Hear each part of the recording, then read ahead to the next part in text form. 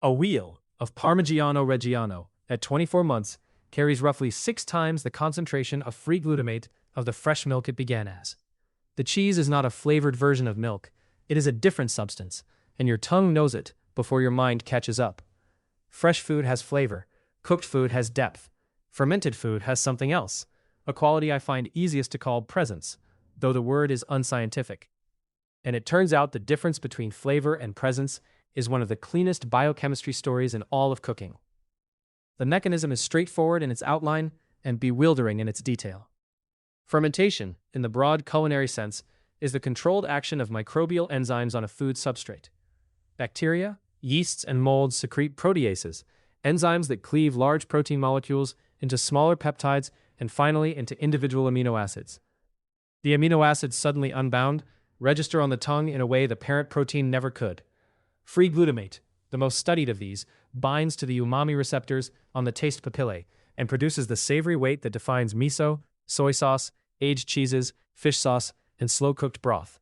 In an unfermented substrate, the glutamate is locked inside intact protein chains. The tongue cannot taste it. In a fermented substrate, the same glutamate has been liberated by microbial work. Concentrations rise by a factor of 5 to 10 over the course of months. The food was always there, the flavor was not. The microbes did not add anything. They unlocked what was already present. Free amino acids are only the first layer. The microbes also generate as byproducts of their metabolism entirely new aromatic compounds that did not exist in the raw input. Esters, small fragrant molecules formed when acids meet alcohols, produce the fruity high notes in aged sake and in well-made wine.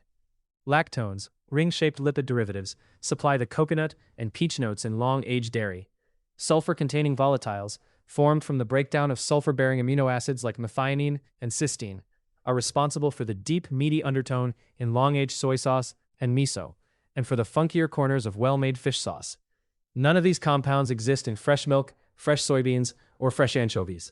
They are products of biological time. The Italian food chemist Saverio Menino and his collaborators in Parma have spent years cataloging the volatile compounds in long-aged cheeses, and the published lists run to several hundred molecules per sample. A glass of fresh milk, by contrast, carries perhaps 24. The cultural geography of this is wider than people sometimes notice. Parmigiano Reggiano, miso, fish sauce, soy sauce, kimchi, sauerkraut, aged ham, vinegar, yogurt, sourdough, kombucha, surströmming, all carry the imprint of time and the work of invisible creatures. The wheel turns. The microbes do not add, they release. And what they release is the silent language of the slow and careful unfolding of flavor. Every food culture on Earth has independently invented the same trick, because the underlying biochemistry works regardless of substrate. The Italians ferment milk for 2 years and call the result Parmigiano. The Japanese ferment soybeans for 1 to 3 years and call it miso. The Vietnamese ferment anchovies in salt for 12 months and call it nuoc mam.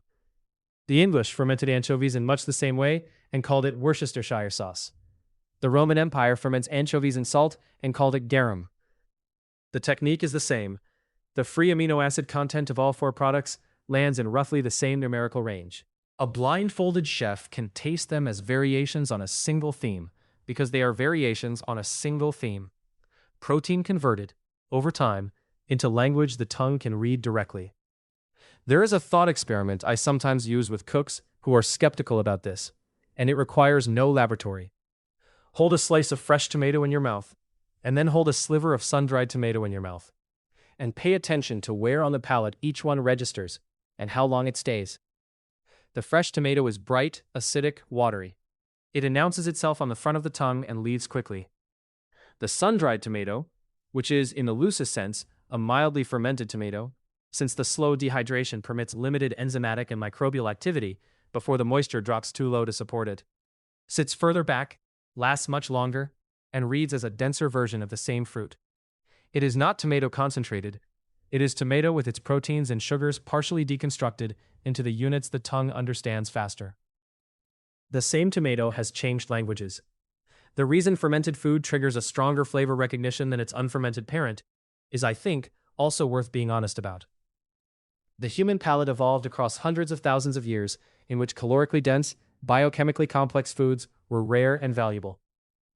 A ripe fruit, an aged carcass, a piece of milk solid that is soured into something firmer and longer lasting These were the foods that pulled hominids through lean seasons.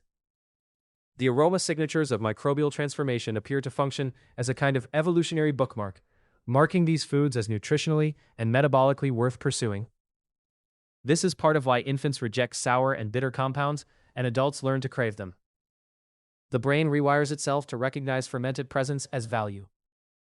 The way it rewires itself to recognize the smell of wood smoke or roasting fat. We are built to find this food. What strikes me most as someone who works in a kitchen is how recently we abandoned this. 100 years ago, in any culture you care to name, every functional household kitchen contained at least one active ferment. A crock of pickling cabbage in a German cellar. A jar of Nukazuke rice bran in a Tokyo pantry. A bowl of starter on a French farmhouse counter. A clay pot of fish sauce in a Vietnamese kitchen. The ferment was infrastructure. Daily low effort. Taken for granted. Now it is a hobby. The shift maps almost perfectly onto the rise of industrial refrigeration and shelf-stable processing in the mid-20th century. Technologies that solved the preservation problem fermentation had solved for 10,000 years and made the daily ferment redundant. We solved the engineering problem and lost the flavor with it. The food still tastes alive when you bring the ferment back. That has not changed, and it cannot, because the biochemistry has not changed. The proteins are still convertible, the volatiles are still latent, the tongue is still listening.